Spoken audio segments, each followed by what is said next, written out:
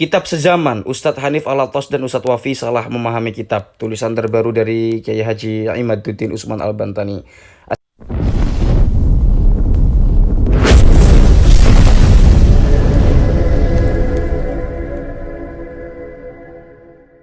Assalamualaikum warahmatullahi wabarakatuh. Menurut Ustadz Hanif Alatos dan Ustadz Wafi, ulama nasab tidak mensyaratkan ada kitab sezaman. Ini langsung saya bacakan saja karena tulisannya sangat panjang, cukup panjang ya. Tadi saya scroll ke bawah, ini cukup panjang. Kalau diurai itu terlalu lama nanti. Nanti teman-teman bisa pahami sendiri saja. Ini ungkapan yang salah dalam memahami ibarah ulama nasab. Ulama nasab sangat konsen memperhatikan pentingnya kitab sezaman dalam mengkonfirmasi satu nasab. Di bawah ini contoh bagaimana Ustadz Hanif Alatos salah dalam memahami ibarah Syekh Al-Husain bin Haidar Al-Hashimi dalam kitabnya Risalah fi Ilmil Ansab yang dibacakan pada diskusi di Banten. Intinya dalam persoalan ini satu ibarah yang sama, cuma tasawur antara Kiai Haji Imaduddin Usman Al-Bantani dan Habib Hanif itu pengolahan datanya yang berbeda. Gitu ya kira-kira. Ini ibaratnya. Ibarat yang di sini Habib Hanif menyatakan bahwa ini menunjukkan tidak pentingnya kitab sezaman. Justru Kiai Imaduddin memahami sebaliknya. At-tariqu tsani kutubun nasabin al-abdali al-ulama issiqatil muhaqqiqina al-asbatil lati lam talhaqa aidil huwati al-abisina wa du'afa'il matrukina wal wudu'il kadzibina la siyama in kanat masyhuratan muntashiratan amma in kanat maqtutatan fayajibu at-tathabutu minal khututi wa muqabalatin nusukhil maqtutati wa ma ta'urifa khutun nasabati al-muhaqqiqi thiqati fa innahu yu'malu bihi wa yakunu mustaniddan atau mustanadan syar'iyyan walahi al-amalu fil qadimi wal hadisi wa kadza al-amalu bil wijadati ya. Jadi ibarat ini Ustadz Hanif Alatos menyimpulkan bahwa kitab sezaman tidak diperlukan. Benarkah? Mari kita uji kalimat per kalimat. Sebelumnya perlu diketahui bahwa ibarat ini sedang membicarakan cara menetapkan nasab menurut para ulama nasab.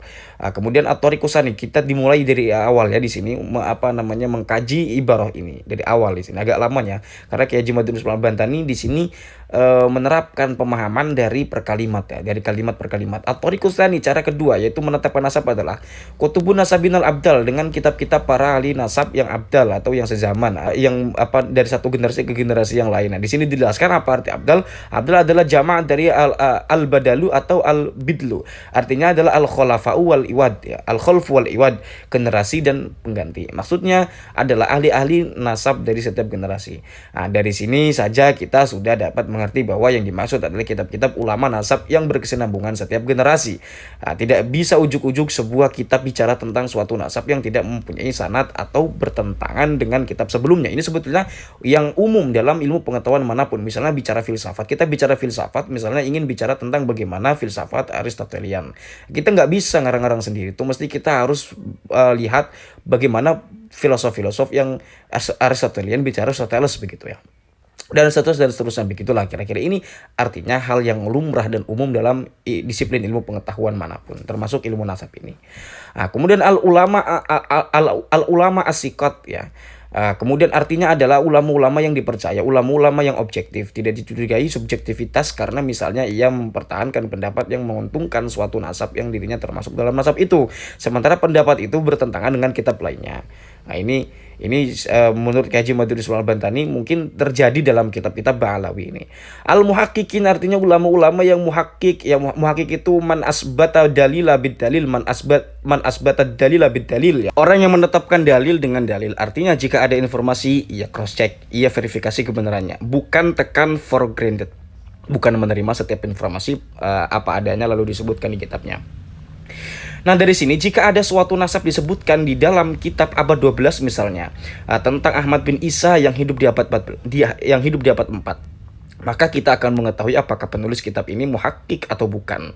Ketika kita konfirmasi di kitab abad keempat, jika informasi yang ia sampaikan di abad 12 itu ternyata tidak sesuai dengan abad keempat, maka berarti ia tidak tahqiq dalam masalah itu. Ia hanya menyebutkan tanpa memverifikasinya. Tidak tahqiq dalam satu masalah. Di sini Kiai Imaduddin Usman Al-Bantani memberi penjelasannya. Tidak, bahwasanya orang ketika tidak tahqiq dalam satu masalah bukan berarti ia tidak tahqiq dalam masalah lain. Ini kemudian mungkin untuk menghimbau bagi orang-orang yang kerap membenturkan. Misalnya Habib Hanif itu, masa kita katakan mereka berbohong? Padahal kan nggak mesti bohong, banyak kemungkinan-kemungkinan yang lain. Mungkin hanya karena masalah yang ia tidak tahqiq itu dianggap tidak penting saja. Ini kalau diurai menarik, cuman ini saya pertimbangannya durasi ya. Kemudian al-asbat adalah jamak dari sahabat, artinya hujatun yusakubihi, ya, dalil yang dipercaya. Maksudnya adalah kitab-kitab itu dapat dipercaya substansi, validitas dan orisinalitasnya.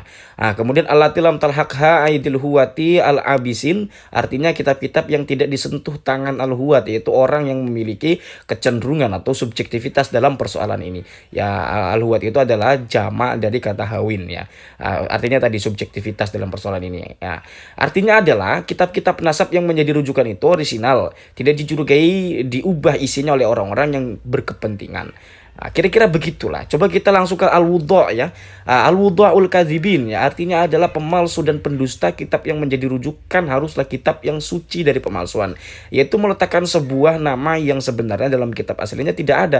Penulis menemukan kitab yang dicetak Ba'alawi dan pendukungnya tidak sesuai dengan kitab aslinya, seperti kitab Abnaul Imam ini, diskursus awal-awal ketika baru saja setelah Ramadan kalau tidak salah ya.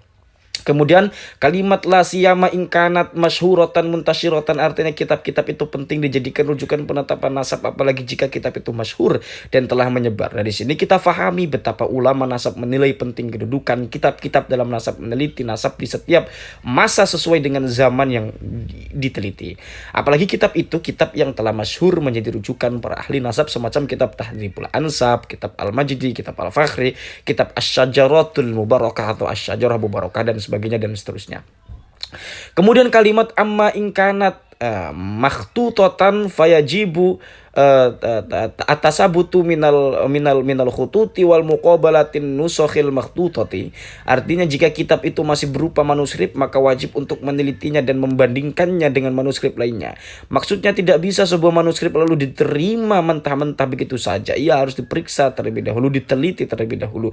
Pertama kita harus mengetahui penulisnya siapa, tahun berapa ia hidup, apakah benar ia mempunyai kitab nasab. Lihat di kitab Tobaqot apakah ia disebut punya kitab nasab.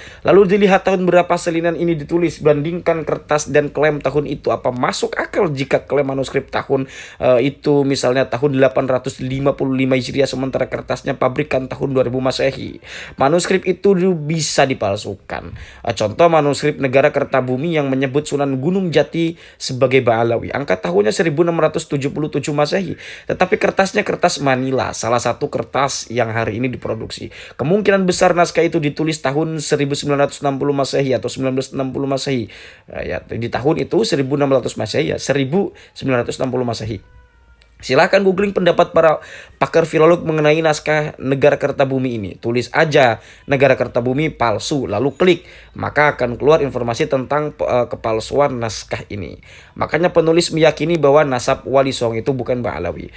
Kemudian kalimat berikut ini yang Ustadz Hanif salah fatal memahaminya. Wa ma ta'urifa khatun nasaba al muhaqqiqis sikoti fa innahu yu'malu bihi wa yakunu mustanadan syar'iyan wa alaihi al-amalu fil qadimi wal hadasi wa hakadha al-amalu bihi bil wijadati.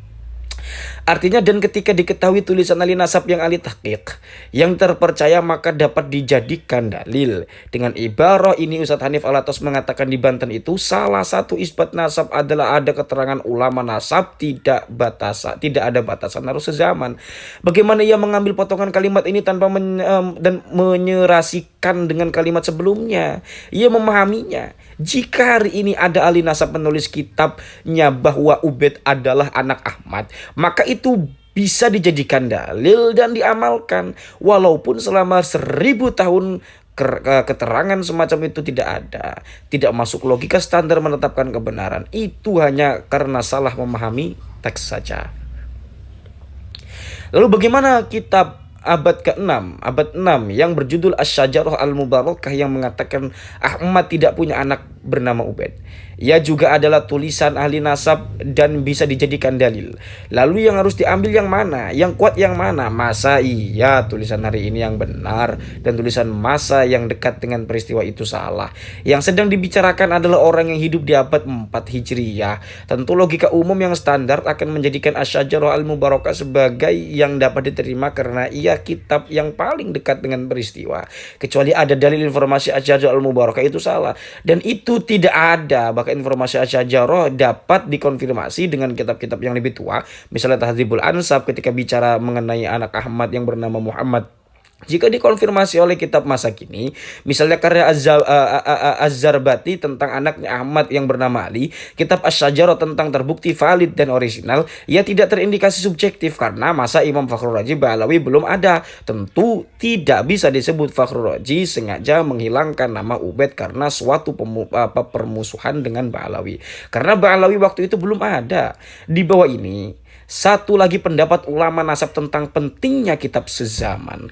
Kemudian Syekh Muhammad Mahdi Sayyid Hasan Al-Khurasani berkata, ya, Sahihun nasabi huwa alladhi thabata tusbita inda nasabina bisyahadati wa qubila alal masadirat ni'an nasabiyati fanasu alaihi syuyukhun nasabi aw sairul ulama'i al-mashhurina bitaqwa wal wara wal amanah fakana sabitan bil ijma'.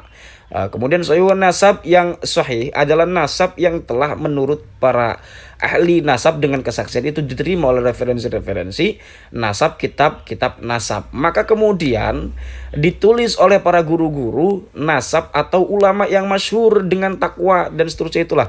Teman-teman bisa baca sendiri. Perhatikan kalimat waqubila alal masadir an-nasabiyah.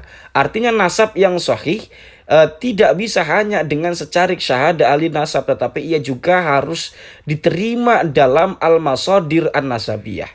Referensi-referensi nasab. Apa yang dimaksud referensi nasab? Ya tentu kitab-kitab nasab seperti syahadah yang diberikan Syekh Mahdi Rajai tentang nasab Ba'alawi yang menyatakan nasab Ubaid sahih sebagai anak Ahmad. Tetapi ketika dirujuk kitab-kitab nasab terpercaya ternyata Ahmad tidak punya anak bernama Ubaid. Yang syahadah dari Syekh Mahdi ini otomatis tertolak. Di bawah ini ucapan seorang Ba'alawi tentang kitab sezaman. Kemudian Abdullah dalamnya nasab tidak harus seketat hadis, di mana dalam hadis harus berantai suatu perawi dengan perawi sebelumnya, dan harus diteliti dalam kitab-kitab rijal, tarikh dan tobakot keadaan setiap perawinya. Apakah ia memang pernah bertemu dengan gurunya? Apakah ia bukan pendusta dan sebagainya dan seterusnya. Ilmu nasab tidak perlu seketat itu. Ia hanya memerlukan bukti tulisan ahli sejarah sezaman atau yang mendekati dalam kitab-kitab mereka. Jika ditulis kitab sezaman, tidak mesti kita teliti apakah penulisnya mendapatkan informasi itu dari seorang yang terpercaya atau tidak. Cukup adanya kitab sezaman atau yang mendekatinya, maka nasab itu dipercaya atau terpercaya. Jika suatu susunan nama-nama nasab tidak tercatat di zamannya atau yang mendekatinya, lalu berdasar apa kita percaya bahwa nama yang disebut hidup di abad 4 itu memang betul-betul fakta ada di abad itu? Jangan-jangan ia hanya fiktif belaka. Penulis Imaduddin Utsman Al-Bantani atau Kiai Haji Imaduddin Utsman Al-Bantani. Ini ampunten tadi bacanya berantakan baik yang Arab maupun yang